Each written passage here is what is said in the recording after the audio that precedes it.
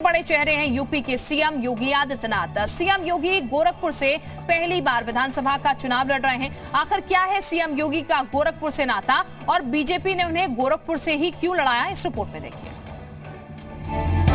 कहावत है कि जो पूर्वांचल जीतता है वही यूपी पर राज करता है। इसीलिए बीजेपी ने अपने सबसे बड़े सरदार योगी आदित्यनाथ को पूर्वांचल से मैदान में उतारा है। गोरखपुर से जब योगी महाराज यूपी के युद्ध में हुंकार भरेंगे तो उसका असर देवरिया, कुशीनगर, महाराजगंज, मऊ, सिद्धार्थनगर, बस्ती के साथ साथ आजमगढ़ तक होगा। गोरखपुर को भगवा गढ़ भी कहा जाता है। पिछले 33 सालों से गोरखपुर शहर सीट बीजेपी के खाते में रही है। सीएम योगी का भी गोरखपुर से पुराना और गहरा नाता रहा है। योगी गोरखपुर से 5 बार सांसद रहे हैं। योगी और उनके खिलाफ लड़े अन्य दलों के प्रत्याशियों में दूर दूर तक कोई मुकाबला नहीं दिखता। हर बार गोरखपुर शहर से उन्हें बम्पर वोट मिले हैं। 2014 के लोकसभा चुनाव में तो योगी को मिले वोटों का ग्राफ और बढ़ गया था।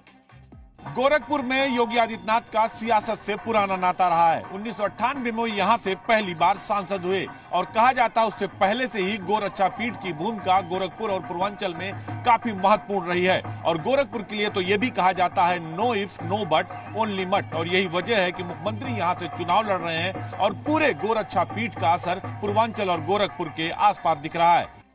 सीएम योगी गोरक्ष पीठ के महंत भी हैं और पूर्वांचल के 8 जिलों में गोरखनाथ मठ के भक्तों की अच्छी खासी संख्या है, जो महाराज को भगवान की तरह पूजती है और मठ में जिनकी अटूट श्रद्धा है।